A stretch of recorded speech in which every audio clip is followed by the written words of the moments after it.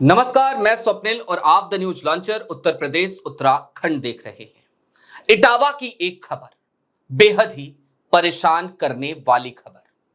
दो कथावाचकों को पकड़ा गया, उनकी चोटियों को काटा गया, एक महिला के जबरन पैर छुआए गए और उसके बाद उनसे जमीन पर नाक भी रगड़वाया गया। और यह सब कुछ हुआ कथावाचक की जाति को लेकर। जी हां, कथावाचक की जाति यादव। दो कथावाचक, एक का नाम संत कुमार यादव तो दूसरे का मणिकनाथ यादव। दोनों ही गांव गांव घूमकर कथा कहते हैं और यही उनकी रोजी रोटी है। लेकिन आज जब इटावा के एक गांव में ये दोनों कथावाचक पहुंचे तो उन्हें नहीं पता था कि उनकी जाति की वजह से उन्हें इस तरीके की स्थिति का, अपमानजनक स्थिति का सामना करना पड़ेगा।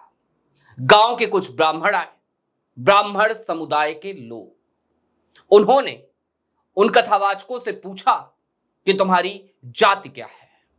बिना किसी डर, बिना किसी भय के, संविधान पर भरोसा करते हुए ही शायद उन्होंने अपनी जाति बता दी। उन्होंने अपना नाम बताया, कहा कि मेरा नाम संत कुमार यादव है। इतना सुनना था कि ब्राह्मण समुदाय के लोग भड़क पड़े, उन्हें पकड़ा, उनसे कहा कि फर्जी कथावाचक बनते हो। कुल मिलाकर वो ये कहना चाह रहे थे कि यदि तुम्हारी जाति ब्राह्मण नहीं है तो तुम कथा कहने का अधिकार नहीं रखते। यानी कि मनुस्मृति की वही सोच, ऐसा लगा जैसे जिंदा हो गई हो। हालांकि बात यहीं पर खत्म हो जाती, उन्हें भगा दिया जाता, तब भी शायद थोड़ी सी गनीमत होती।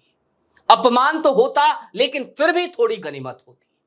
लेकिन अपनी जाति ऊंची है इस बात का दंभ रखने वाले वो लोग यहीं नहीं रुके।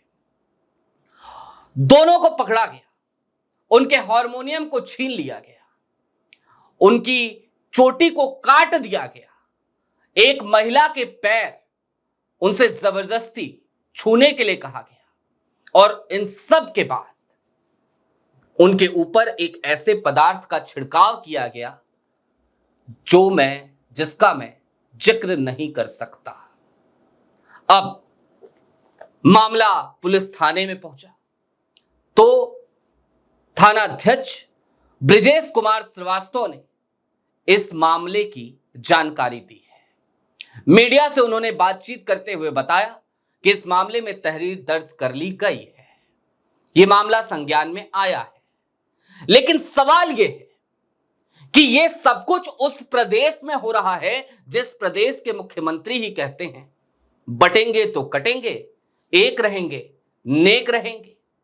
उस देश में हो रहा है जिस देश के प्रधानमंत्री कहते हैं एक हैं तो सेफ हैं। लेकिन सवाल यह है कि क्या यह देश जो संविधान से चलता है, क्या वो देश जो देश दुनिया का सबसे बड़ा लोकतंत्र है और इस बात का दंभ खुद इस देश के प्रधानमंत्री जब कहीं भी विदेशों में जाते हैं भरते हुए नजर आते हैं, उस देश में मनुस्मृति के इस सिद्धांत को लागू करने की कोशिश करने वाले इस तरीके के सो कॉल्ड ऊंची जाति के लोग, ब्राह्मण, ठाकुर, वो इसी तरीके से यदि प्रताड़ित करते रहे तो फिर क्या ये संविधान पर कोई प्रश्न चिन्ह नहीं है?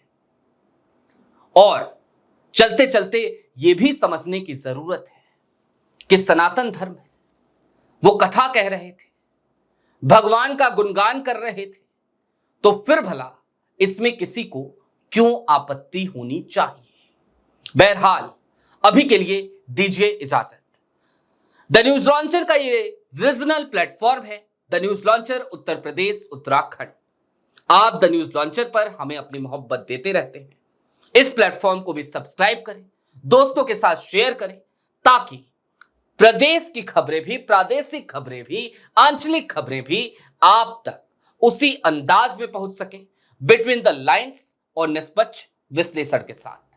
अभी के लिए दीजिए इजाजत। शुक्रिया।